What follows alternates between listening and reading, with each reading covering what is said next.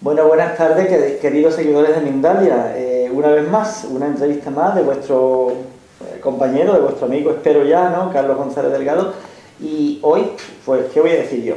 Un día más, la segunda vez que tenemos la fortuna, la inmensa fortuna de tener a mi profesor, al que ha sido mi maestro en esta especialidad, en esta terapia de vidas pasadas, terapia regresiva, ni más ni menos que José Luis Cabuli. Una persona que, como ya vosotros conocéis, es toda una institución en el ámbito internacional y, bueno, y repito, de quien tuve la inmensa fortuna de haberme formado. Aunque yo tengo una escuela de formación, yo recomiendo siempre, el que pueda, por favor, que se traslade a Cataluña y que se forme con mis profesores, porque otra cosa mejor yo no conozco. Así que, bueno, que el que no pueda, que se conforme conmigo si quiere. José Luis, bienvenido de nuevo a Puerto de la Torre, a Málaga, a esta institución del CEPER, que, bueno, que es una institución que está ayudando a miles y miles de criaturas con unas subvenciones más bien escasas de la Junta de Andalucía. Este año se han visto obligados incluso a despedir monitores, y ojalá la Junta de Andalucía, por la inmensa labor que realizan, pues les pueda ayudar más. Pero bueno, no es nuestra cuestión, ¿no? Simplemente lo digo para dar las gracias a esta familia, que son extraordinarios. José Luis, como decía, bienvenido de nuevo a Málaga, Puerto de la Torre, a CEPER, y bueno, pues todos estamos muy contentos de tenerte de nuevo aquí. Gracias, Carlos. Gracias por esta nueva oportunidad de estar aquí contigo, en Málaga, en Cártama, ¿no? En tu casa. Muchas gracias. Bueno, José Luis, veníamos hablando antes en el coche, oye, ¿de qué vamos a hablar y tal? Y bueno, ahí surgieron unos temas interesantes, ¿no? El primero de ellos, José Luis, últimamente he tenido la inmensa fortuna de poder atender a dos niños de 9 años, un niño y una niña, ambos con unos miedos. Afortunadamente, después de una sola sesión le ha desaparecido, ¿no? Y ahora está en puerta otro niño de 8 añitos, y la madre, cuando yo le mandé la entrevista después de leerla, fue consciente de todo lo que la pobre mía le había pasado al hijo, y dice: mira, no te voy a pedir una regresión para mi hijo, te la voy a pedir para nada. Bueno, seguro que tú tienes muchísima más experiencia que yo en niños, ¿no? Yo estoy empezando prácticamente. José Luis, ¿qué tienes que contarnos sobre terapia de vidas pasadas, terapia regresiva en niños? Bueno, para empezar te diría que no tengo tanta experiencia como tú crees, ¿no? con niños, ¿no? Porque afortunadamente entre los profesionales que se formaron conmigo hay algunos que se dedican a niños. Entonces, yo prefiero, cuando me consultan por un niño, la primera opción: mira, mejor ve con tal profesional porque se especializa en niños. Y este es el tema, ¿no? Los niños van a trabajar diferente que un adulto, de eso desde ya, ¿no? Los niños no tienen dificultad para trabajar con la regresión. El problema, cuando trabajamos con niños, no es si el niño va a hacer o no va a hacer la regresión, sino cómo se relaciona el terapeuta con el niño. Cómo establece el terapeuta el vínculo terapéutico con el niño, ¿no? Y eso es lo más difícil, tienes que estar entrenado para eso. A lo mejor a ti te resultó fácil, ¿no? Y bueno, yo he trabajado con algunos niños, pero muy poco, ¿no? Primero porque yo siempre, cuando me preguntan por un niño, digo, primero vamos a ver de qué se trata. ¿Amerita trabajar con la terapia de vidas pasadas o con la regresión, como quieras llamarlo, ¿no? ¿O no? Porque muchas veces con una consulta, con un buen acompañamiento terapéutico, psicológico, o un psicopedagogo o psicopedagoga, generalmente los niños van a salir porque responden bastante bien. Entonces yo reservaría el trabajo con la terapia de vidas pasadas con los niños cuando realmente las otras técnicas no funcionan. Y además, como tú dijiste, muchas veces los que tienen que sanarse son los padres, ¿no? Si los padres se sanan, si el niño tiene un conflicto, hay que ver qué pasa con los padres. Ahora, hay temas que pueden ser muy puntuales, que es obvio que vienen de vidas pasadas, ¿no? Algunos miedos, ¿no? Que no tienen razón de ser, para los cuales no hay explicación lógica en esta vida, es probable que el niño ya venga con ese miedo. Hay que revisar qué pasó en la vida fetal, qué pasó en el momento del nacimiento, porque a lo mejor el problema está allí. Ahora, cuando vamos a trabajar con un niño, el niño no trabaja igual que el adulto. El niño puede trabajar así sentado como estamos nosotros, con los ojos abiertos, y tú le preguntas y le dices, bueno, si hubiese ocurrido algo en una vida pasada, una vida anterior, antes de estar aquí, ¿qué podría haber sido? Y a lo mejor el niño te suelta la historia allí. Otras veces puede ser que el niño trabaje a través de juegos, de dibujos, ¿no? De ejemplificar mediante objetos, muñecos, una historia que no tiene que ver con el aquí y ahora, ¿no? Yo recuerdo un par de casos con algunos niños, a veces sorprendentes, ¿no? Me acuerdo de una niña de 9 años, ¿no? Que hizo la regresión como si fuese un adulto, ¿no? Pero con todas las de la ley, como conocemos la técnica tú y yo. Apliqué la técnica igual que un adulto y la niña respondió a todas las consignas que yo le daba, ¿no? Y fue muy interesante porque se ve que en la historia, no recuerdo bien qué era el problema de la niña. La niña, en la historia de vida pasada, hubo algún conflicto de amor, alguna cosa de estas, algún drama amoroso, ¿no? Cuando la niña termina la sesión me dice, tan pequeña y ya con problemas de amor. Y recuerdo otro chico, un chico de 6 años, que también fue curioso, ¿no? Una respuesta que me dio que me descolocó, porque le costaba mucho entrar en regresión. Hizo muy bien el trabajo de la vida fetal y el nacimiento, pero con una vida pasada lo hicimos a través de un dibujo. Él me escenifica una escena, hace un dibujo, escenifica una escena en la cual ahora me acuerdo que el niño era muy pegado a la mamá y no iba a ningún lado si no era con la mamá, ¿no? Y todo el tiempo encima de ella, ¿no? Y en esta historia, él está en una casa de 2 plantas y él ve, estando en el primer piso, como en la planta baja matan al papá, ¿no? Entonces, bueno, charlamos sobre eso y yo le digo al niño, bueno, pero todo esto, y el niño experimenta de una manera, relata su muerte en esa vida. Y bueno, ya ves que eso ocurrió en una vida pasada, ¿no? Y dice, sí, pero puede volver a pasar. ¿No? También te oí, no sé si fue esta mañana, ¿no? El niño que decía a la madre, oye, ¿no? Claro. Lo de Egipto, ¿no? El detalle. Sí, pero eso fue una vivencia de esta niña. Fue un recuerdo espontáneo, ¿no? De una niña que decía que había estado en Egipto, ¿no? Y había sido hombre en Egipto. Sí tengo una anécdota, por ejemplo, con una discípula. Esto pasó hace varios años, con su nieto. Su nieto tenía 5, 6 años cuando ocurre esto, pero en una charla, en un juego, ¿no? Estamos jugando y de pronto el niño le dice a la abuela, Abu, ¿sabes que en una vida pasada yo fui pirata? Y entonces la abuela, que ya estaba al tanto porque ya se había entrenado conmigo, le sigue la corriente. Que esto es muy importante porque a veces los adultos, cuando los niños nos vienen con una historia fantástica, la desechamos porque nos parece que está inventando, ¿no? Pero la abuela le sigue, ¿no?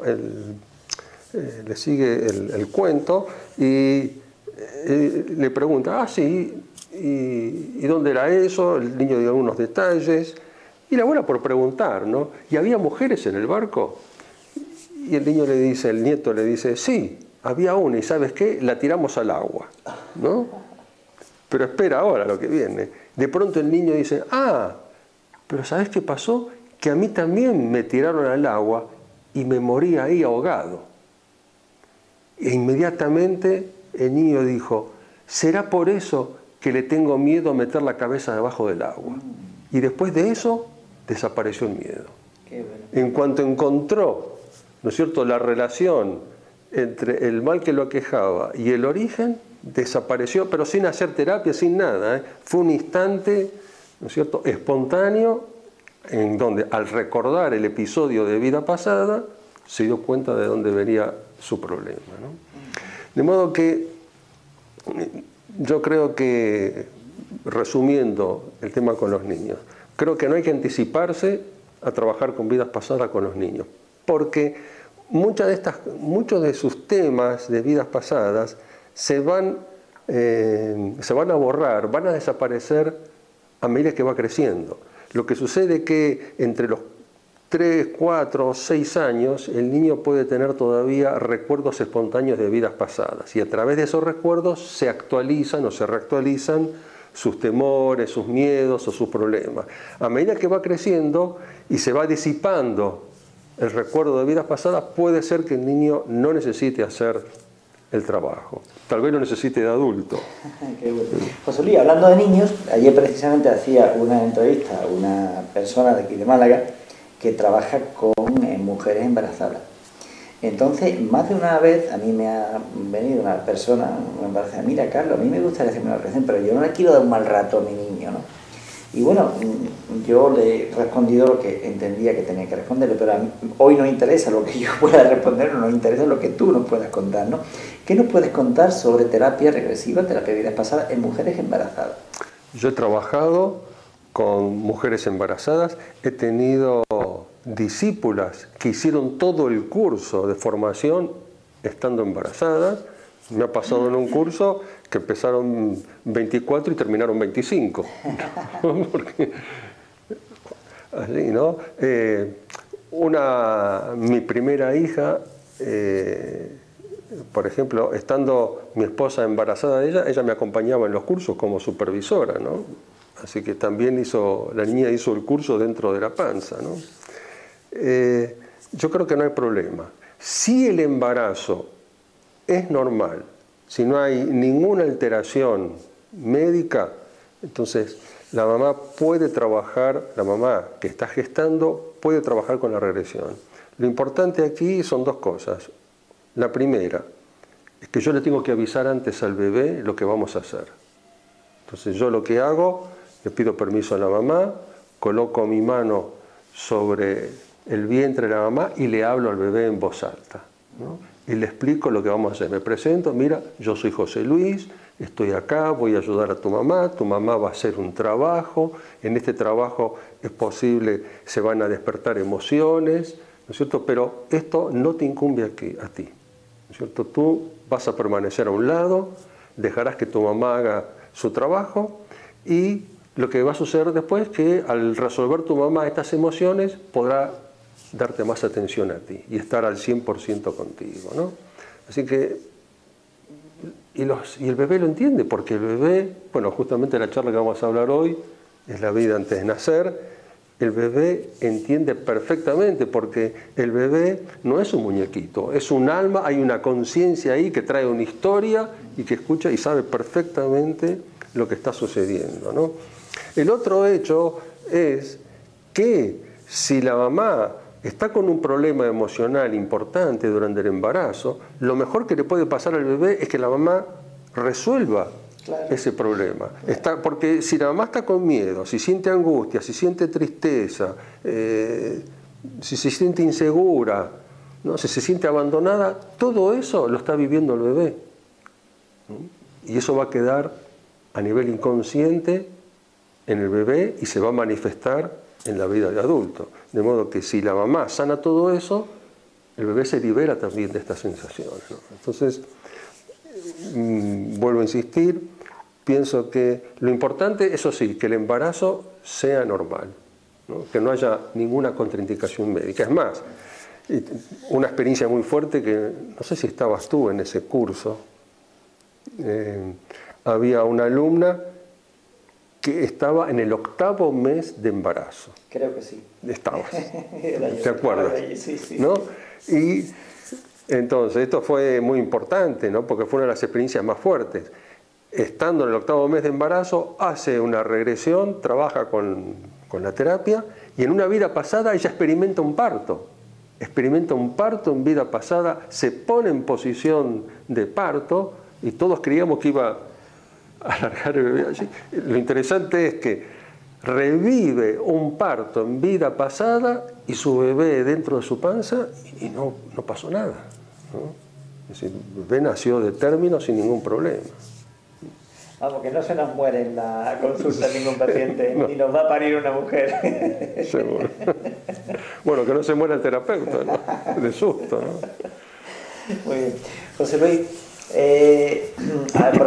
¿cuándo fue? Hace muy poquitos días, 3, 4 días quizás, tuve un paciente, no es la primera vez, donde durante un momento, estando ahí en esa, como yo me gusta decir, conciencia expandida, donde la verdad es que no hay límite, ¿no?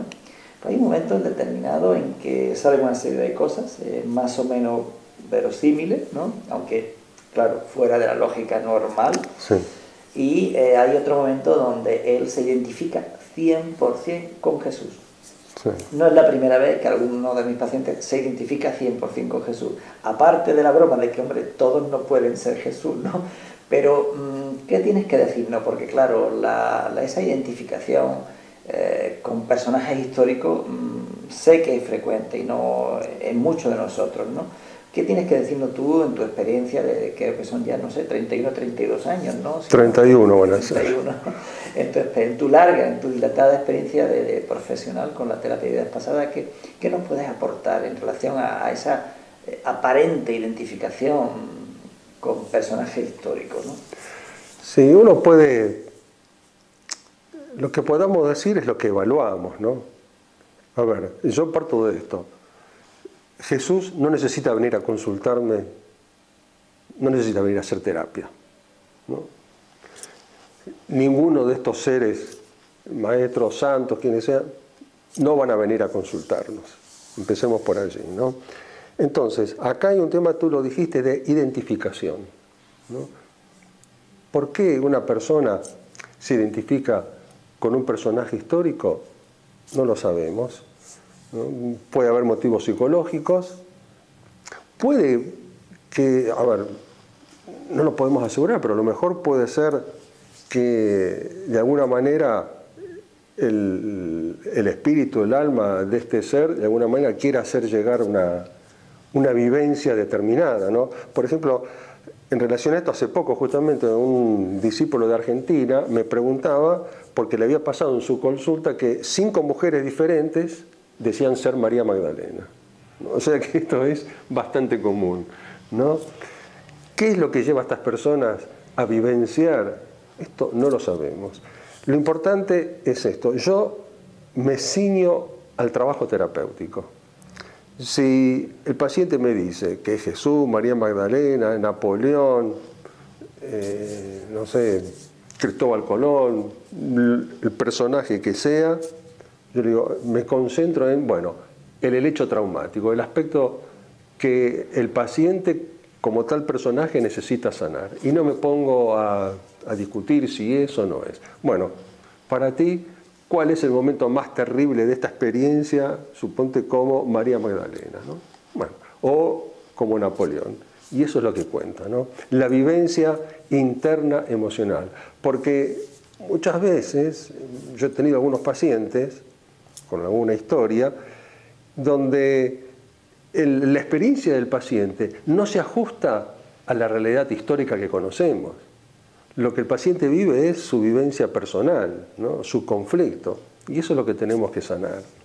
Ahora, ¿por qué varias personas que no se conocen entre sí se identifican con un mismo personaje?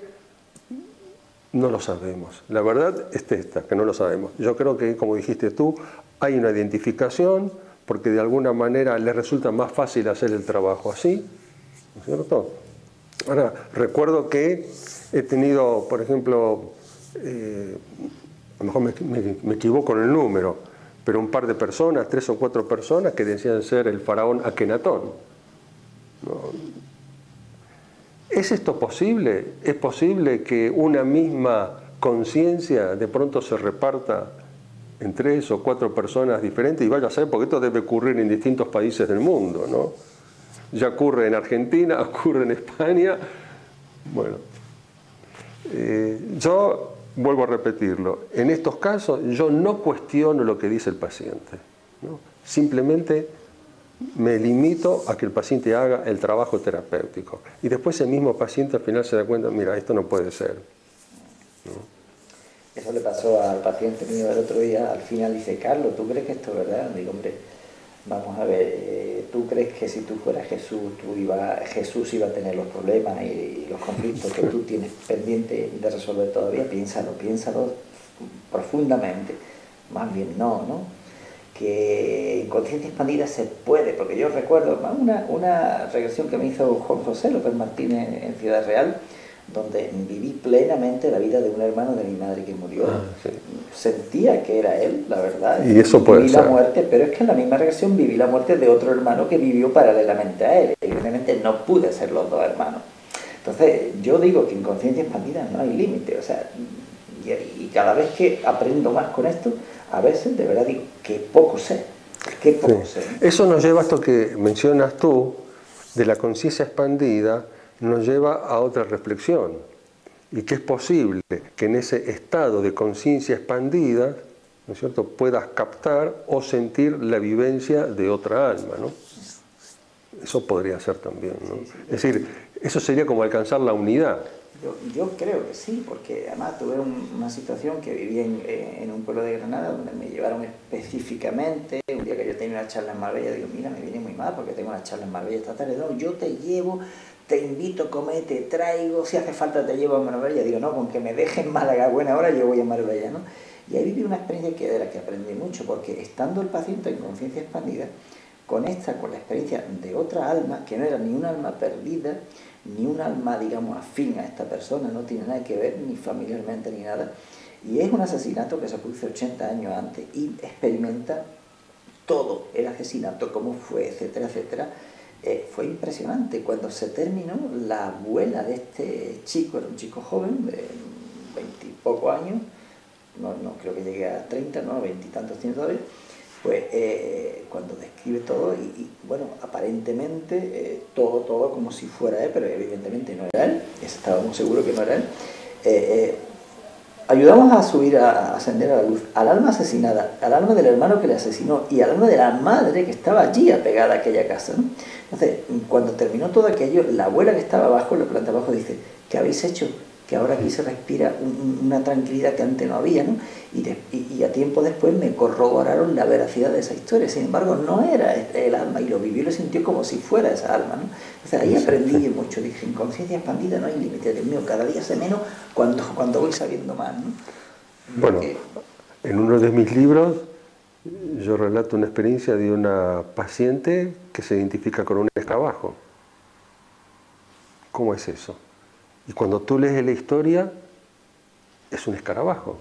Entonces, yo creo que en el estado de conciencia expandida, ¿no es cierto?, alcanzó, ¿no es cierto?, a identificarse o a percibir las sensaciones de ese animalito. Bueno, ¿no? José Luis, yo sé que tú no eres una persona que te has vuelto loca, que eres una persona muy cuerda, una persona formada, súper, que tiene los pies en la tierra, pero yo creo recordar que tienes un libro dedicado a Juana de Arco. ¿Es así? Es así. ¿Y no te volviste loco? No. Vale, cuéntanos un poco, por favor. Mira, la verdad, yo nunca he contado esto, pero bueno, han pasado ya más de 30 años, han pasado 32 años de esa experiencia, así que creo que ahora puedo contarla. Esto ocurrió en la primera sesión terapéutica que hago yo como paciente, en un seminario de 2 días público que dicta mi maestra en Buenos Aires, y las regresiones ahí, bueno, tú ya sabes el sistema, es por sorteo. Entonces ocurrió la primera cosa increíble, que yo fui el primero que salió sorteado cuando nunca en mi vida había sido sorteado en nada, ¿no? Este es un primer hecho, ¿no? Entonces, comienza el trabajo y de pronto yo me encuentro, aparte de lo increíble que han pasado 32 años y las imágenes las tengo muy vívidas, como si las estuviese viendo ahora, ¿no? Y yo me siento, soy un niño, no sé de qué edad, pero un niño, estoy tumbado o sentado en el suelo, rodeado de de unos hombres enmascarados, ¿no? Con unos velos, en posición amenazante, y veo que se está incendiando una cabaña, ¿no? Y de pronto, con gran sorpresa de mi parte, veo como del fuego salen como dos almas, una pareja, pero es el alma de la pareja, ¿no? Que se va elevando hacia el cielo, ¿no? Un hombre y una mujer. Y de pronto ocurre algo insólito, y es que el alma del hombre cae a tierra, ¿no? Como si no pudiera elevarse. Y la mujer sigue ascendiendo. Y la mujer, me acuerdo que tenía una cabellera larga, dorada, y me habla, ¿no? Y yo no sé si sería mi maestra o algo así, porque me dice, no hables, no digas nada, ¿no? Entonces yo me quedo así, y de pronto, y ahí viene lo impresionante para mí, no sé de dónde sale esto, porque no hubo un acto de reflexión ni nada. Si de pronto yo le digo a la terapeuta, le digo, de pronto me salgo de acá adentro y digo, la señora que se fue al cielo es Juana de Arco. ¿De dónde saco yo eso? Porque además, estamos hablando en ese momento, yo tenía unos 35, 36 años. Lo que sabía de Juana de Arco era lo que había estudiado en el colegio de la Guerra de los 100 años entre Francia e Inglaterra. Habían pasado más de 20 años, ¿no? Después del colegio nunca más volví a escuchar de Juana de Arco, ¿no? Y me sale esto, ¿no? La señora que se fue al cielo es Juana de Arco. Bueno, recuerdo que en esa experiencia estos personajes que estaban ahí tenían intenciones amenazadoras conmigo, pero me salva uno de ellos, ¿no es cierto? Me monta a caballo y me saca de ahí. El segundo hecho en relación a esto ocurre cuando en esa misma experiencia revivo mi nacimiento. Y entonces viene la otra sorpresa, ¿no? Cuando yo estoy saliendo por el canal, veo afuera que me están esperando los mismos personajes en forma amenazadora, ¿no? Y de pronto aparece Juana de Arco, en mi nacimiento. Aparece Juana de Arco, no sé, como para defenderme, y la veo que lleva en su mano una espada de luz, ¿no?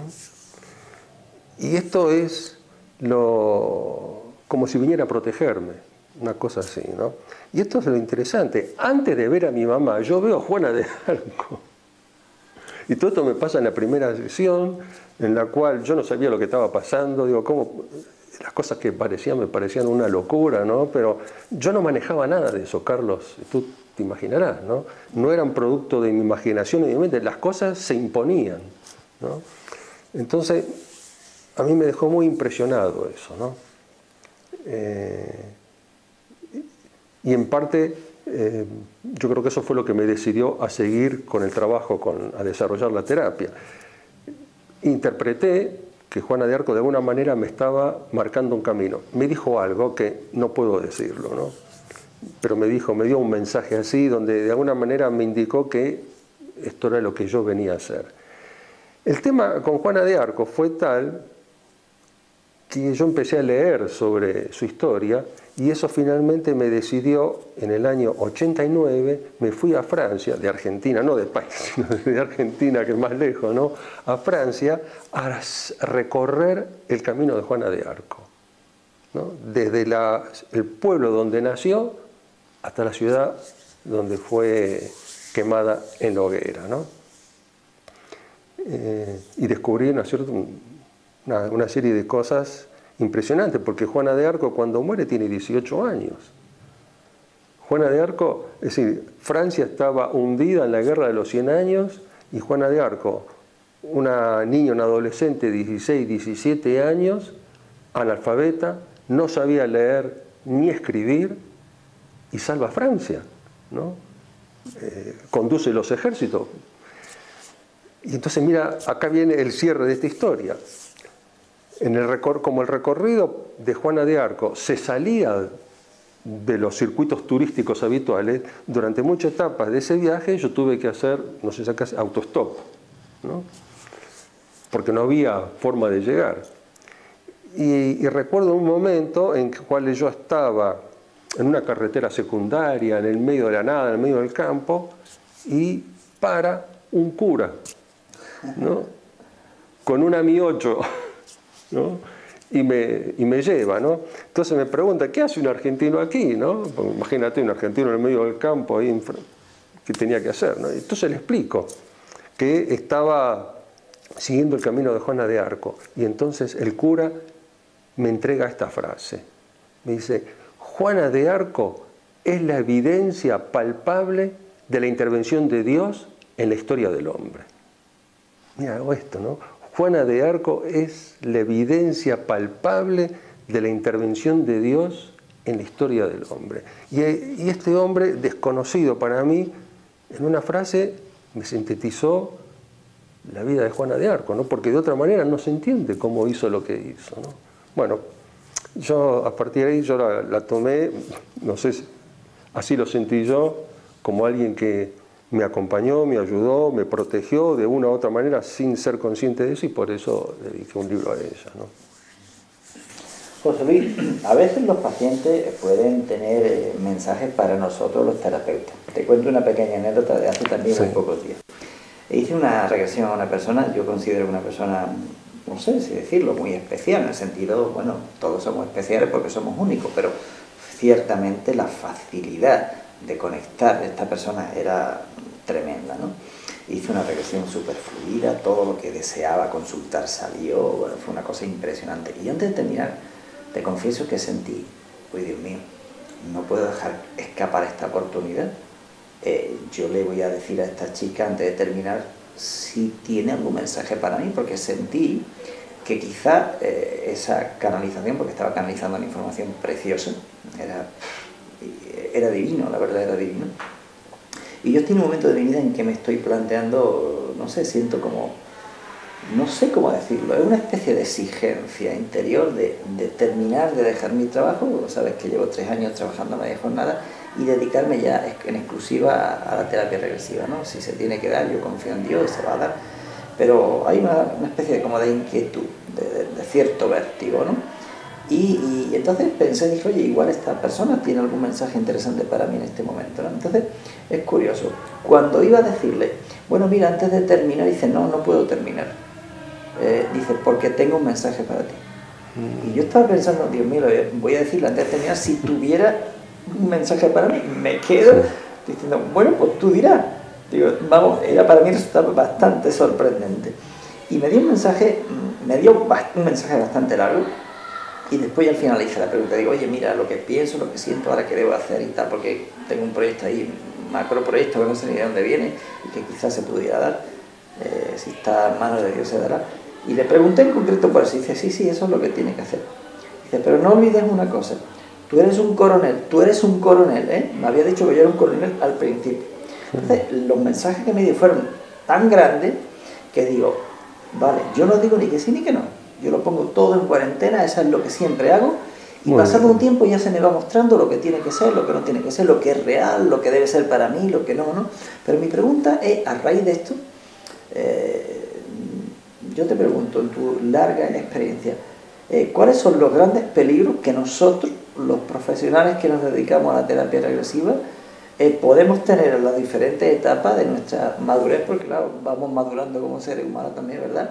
En relación no sé, a mensajes, a cosas que a veces nos pueden, pues, como transmitir cosas que nos pueden volver un poco turuletas, ¿no? ¿Cuáles serían los peligros para nosotros? Bueno, creo que alguna vez hemos hablado de esto, ¿no? Si mal no recuerdo, ¿no? Pero yo creo que el peligro latente que está y en relación a esto es la fascinación. El terapeuta tiene que cuidarse, ¿no es cierto?, de no quedar fascinado en la historia del paciente y en lo que te dice el paciente. Como te dije, lo dijimos antes con respecto a los niños, el paciente tiene que hacer su trabajo y yo hago mi trabajo. Si de pronto el paciente da un supuesto mensaje o dice un mensaje, puede que sea cierto, puede que no, yo hago lo mismo que haces tú, lo pongo en cuarentena, ¿no? Todo lo que me puedan decir lo tomo con pinzas y lo meto en un cajón, ¿no? Y la verdad que después me olvido, ¿no? Nadie te puede decir lo que tienes que hacer. Esto, la primera estación. Un verdadero maestro nunca te va a señalar, te va a decir, tienes que hacer tal cosa. Es decir, mira, te vas a casar y un maestro no te va a decir, mira, no te cases con esta persona porque no te conviene. No. Si te tienes que equivocar, te tienes que equivocar. Los maestros no van a evitar la experiencia que tú tienes que hacer. Y si te vas a dar la cabeza contra la pared, no van a evitar que te des la cabeza contra la pared, porque es la experiencia que tienes que hacer, ¿no? Entonces, yo creo que como primera regla hay que tener en cuenta esto, ¿no? Y los maestros o los seres superiores, como quieras llamarlos, o seres de otra dimensión, te van a acompañar, bueno, como Juana de Arco, por ejemplo. Yo interpreté que de alguna manera me dio un mensaje puntual, ¿no es cierto? Me indicó el camino a seguir y a lo mejor a protegerme, ¿no? Pero ahuyentar a esas entidades que me estaban esperando, ¿no? Y darme seguridad. Eso es lo que puede hacer un maestro, ¿no? Si tú haces el trabajo que tienes que hacer, vas a recibir el apoyo y el empuje para hacerlo, ¿no? De modo que con respecto a los mensajes hay que tener mucho cuidado, ¿no? Porque no sabemos desde dónde vienen, quién lo da el mensaje, ¿no? El paciente lo interpreta a su manera, porque también está influenciado de alguna manera por su estado emocional, ¿no? En definitiva, cuarentena. Lo pones allí, dejas pasar un tiempo y lo analizas más adelante, a ver si se corrobora con la realidad o no. Puede haber detrás de ciertos mensajes determinadas entidades que quieren de alguna manera cautivar al terapeuta, hacerlo su aliado. Pues sí, o por eso te decía, la fascinación, ¿no?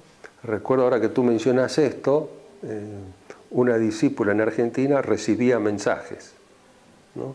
Y uno de esos mensajes que recibía esa discípula estaba dirigido a mí. ¿Y qué le decían en el mensaje? Que me lo dice la discípula, y me dice, mirá José Luis, me dijeron que tú tienes que trabajar en Argentina, que no tienes que ir a España. ¿Te imaginas si yo hubiese hecho caso a eso? No estaríamos aquí, tú y yo ahora, ¿no? Por segunda vez. Es curioso porque me ha recordado otro mensaje que además tiene que ver contigo. Una chica que viene a la consulta, cuando yo tenía la consulta en otro lugar en Málaga, y antes de terminar me dice, tengo un mensaje para ti. Dice, además este mensaje es muy importante. Tú eres mejor que Kabuli. Ah, claro. Dice, tú eres mejor que Kabuli, que lo sepas, ¿eh? Pero muy bien, muchas gracias, mujer, ¿no? O sea, bueno, a lo mejor es cierto. No, pero además era como, verá, el mensaje era como, tú eres mejor que Kabuli, como si, aléjate de Kabuli, como si tú no necesitaras a Kabuli, ¿no? Eso es frecuente. Entonces digo, es curioso, no, para mí, hombre, para mí tú eres una referencia súper válida, ¿no? Eres mi maestro para mí. Y dije, pero bueno, ¿de dónde viene esto? Que primero te idolatras, tú eres mejor que tu maestro y aléjate de tu maestro. O sea, para apartarte del camino. José Luis, personaje histórico. Los personajes históricos. Un poquito, bueno, hemos hablado de eso. Hemos hablado un poquito de personaje histórico, hemos hablado un poquito de niños, hemos hablado un poquito de mujer embarazada. ¿Con personas ancianas has trabajado alguna vez? Sí. ¿Qué tal esa experiencia? Pues muy bien. Ahora no recuerdo muy bien, pero he tenido un par de pacientes con 80 años. Y tú dices, a los 80 años, ¿qué necesitan sanar, no? Pero hay muchas cosas por sanar. Sobre todo para encontrar el sentido de la vida y del sufrimiento experimentado en la vida. Recuerdo de una señora hace muchos años, también, no sé si tenía 80, 82, bueno, ¿no? Y ella justamente lo que buscaba una explicación, ¿no? De por qué tanto sufrimiento en la vida, ¿no? No me acuerdo el trabajo porque es hace mucho tiempo, pero sí recuerdo la serenidad, el alivio, ¿no? Que experimentó esta mujer al terminar el trabajo, ¿no? Porque entendió que las cosas eran como tenían que ser y rescatar cuál era el sentido de esta vida, ¿no? Entonces, yo creo que no hay que negarle a nadie la posibilidad y hay que valorar eso. No hay un límite, ¿no es cierto?, para el trabajo, porque vamos a trabajar hasta el último instante de esta vida. Yo tengo presente unos versos de un poeta argentino conocido como Almafuerte, ¿no? Y en uno de sus versos él dice: todos los incurables tienen cura 5 segundos antes de la muerte, ¿no? Todos los incurables tienen cura 5 segundos antes de la muerte. Y eso nos está indicando que hasta 5 segundos antes de partir tenemos la alternativa, la opción de sanar esta vida, de entender para qué tuvimos que pasar por esto. Porque si en esos últimos 5 segundos entiendo para qué tuve que vivir lo que tuve que vivir, tal vez no necesite volver a encarnarme, ¿no? Y cuando una persona de edad avanzada llega a la consulta, en realidad está buscando eso, está buscando la sanación de su alma, ¿no? Entender, ¿no?, el porqué y el para qué de las circunstancias que le tocaron vivir. Así que yo creo que es uno de los trabajos más valiosos, ¿no? Porque estamos ayudando al alma. ¿Qué expectativas tiene de vida? ¿No es cierto? A lo mejor todavía va a vivir 20 años más, no lo sabemos, pero va a ser otra calidad, ¿no? Otra calidad de vida. José Luis, 31 años de práctica dan para mucho.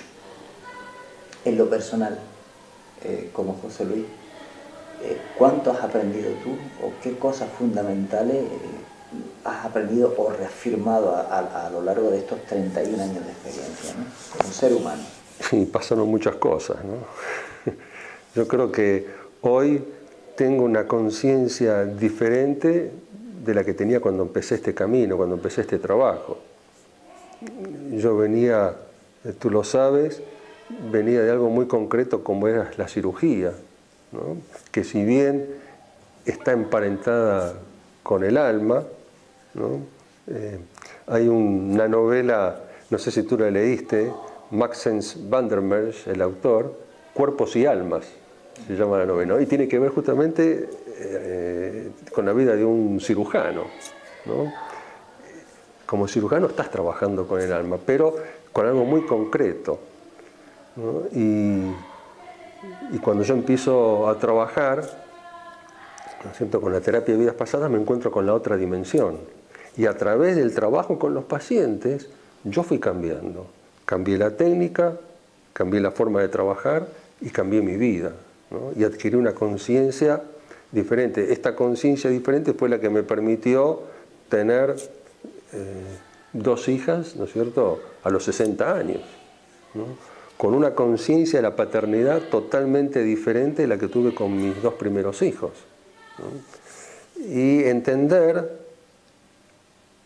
o aprender, mejor dicho, a aceptar las situaciones difíciles que tuve que afrontar en la vida, como todas las personas, ¿no? Porque el hecho de ser terapeuta no me exime de vivir la vida, de experimentar el dolor y las circunstancias difíciles, pero de otra manera. Cuando empecé a vivir algunas situaciones complicadas, las acepté. Digo, esto por algún bien será, ¿no? Dice, ¿qué tengo que aprender de esto?, ¿no? ¿Qué es lo que estoy sanando? ¿Qué es lo que estoy trabajando? Es decir, no me negaba a lo que tenía que vivir, sino que lo aceptaba, no me rebelaba frente a las situaciones, ¿no?, sino que, bueno, esto es lo que toca ahora, ¿no? Y vamos a tratar de llevarlo de la mejor manera posible, ¿no? Entendiendo que desde el punto de vista del alma todo es perfecto, todo es como tiene que ser. Somos nosotros los que nos rebelamos, ¿no? Pero para el alma las cosas son como son y como tienen que ser, y así está perfecto tal como es, aunque a nosotros nos duela. El alma tiene una buena razón, aunque para nosotros no sea una buena razón, ¿no? Entonces yo creo que esto a mí me trajo mucha tranquilidad, serenidad y sobre todo a ser consciente el verdadero propósito de esta vida, que no lo tenía cuando era cirujano. Yo sabía que era mi deber como cirujano, ¿no? Ayudar, sanar, ¿no es cierto?, entender el dolor, dolor físico, pero no tenía la conciencia que tengo ahora sobre el propósito de esta vida. Muy bien. Pues antes de terminar, José Luis, yo me gustaría hacerte la última pregunta, y tiene que ver con la espiritualidad en sí, pues no sé, con Dios, o lo que cada uno quiera, ¿no? ¿Has encontrado mucha diferencia entre pacientes que tienen, digamos, unas ciertas creencias en lo divino, en lo superior, o pacientes que no tienen ningún tipo de creencia? No, cuando el alma trabaja se borran esas diferencias, ¿no? Es más, porque esto ocurre a veces, ¿no? Como alguna persona, por ejemplo, ha pasado en las experiencias, ¿no? Personas que en esta vida profesan la religión católica y que murieron en campos de concentración como judíos. Y eso te cambia todo, ¿no? Y te demuestra que la diferencia está aquí, ¿no? O personas de religión judía y que de pronto cuando dejan el cuerpo se encuentran con la Virgen María o con Jesús o alguien de otra religión, ¿no? Yo creo que eso es realmente maravilloso, ¿no? Lo que nos da el trabajo con la terapia de vidas pasadas, porque se manifiesta el alma como es, independientemente de la creencia actual, porque en otra vida a lo mejor ni siquiera creías en nada, ¿no?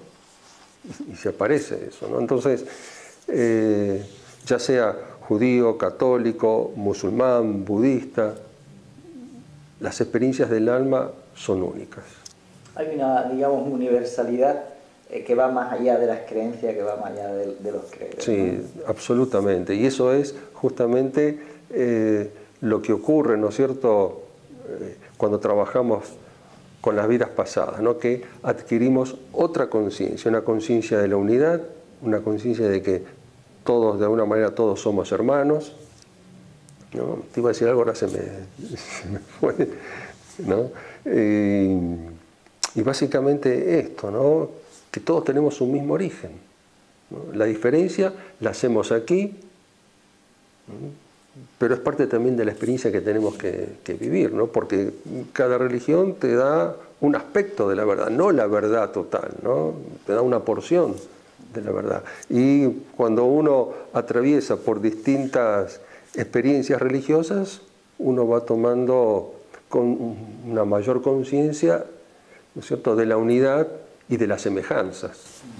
Me viene una cosita que tú nos enseñaste en la formación, que bueno, tú denominabas shock ontológico. El shock ontológico. ¿Quieres definirlo un poquito para no? Sí, el shock ontológico es el shock de las creencias, ¿no? Que es cuando tú crees que las cosas son de una manera y de buenas a primeras te encuentras así a boca de jarro de golpe con una verdad que no concebías, ¿no? Y eso te cambia toda la estructura. Por ejemplo, la persona que no cree en las vidas pasadas y que de pronto experimenta una muerte en una vida pasada y ve que sale del cuerpo y ve el cuerpo muerto ahí abajo y yo estoy aquí y sigo pensando y sigo existiendo, y eso es un shock. Entonces todo lo que me enseñaron, ¿qué? ¿Cuál es la verdad? Y la verdad es esto. La verdad soy yo. Lo que yo estoy viviendo ahora. Esta es mi vivencia. Esta es mi verdad, estoy fuera del cuerpo, sigo pensando, por lo tanto soy un ser inmortal. Bueno, y después volvéis al cuerpo normal, a conciencia normal. Así que tened cuidado, que si queréis de verdad saber la verdad, venid, pero si no queréis saberla, mejor que no vengáis. Que después hay que asumirla, ¿eh? Esa es la parte más difícil. José Luis, que ahora, bueno, en pocos minutos, él tiene ahora una conferencia aquí que hemos organizado en Málaga. Y bueno, pues no te quiero agotar más, que ya hoy está bien. Sí. Son 2 entrevistas hoy más la conferencia y tenemos el seminario el fin de semana. Mañana. José Luis, gracias, que Dios te bendiga. Estoy enormemente feliz de tenerte por segunda vez consecutiva en Málaga. Dios quiera que contemos contigo todos los años en beneficio de todas las personas que de alguna o de otra manera están conectadas con nosotros. Que así sea. Carlos, yo te agradezco a ti porque, bueno, a través de la terapia de vidas pasadas, las conferencias y las charlas, nosotros tenemos la oportunidad de volver a juntarnos, a reunirnos y compartir estos momentos. Yo solo digo, antes de despedirme, que para mí haber conocido a José Luis Cabur y haberme formado con él ha sido una cosa que me ha cambiado la vida totalmente, os la recomiendo. Muchas gracias. Gracias.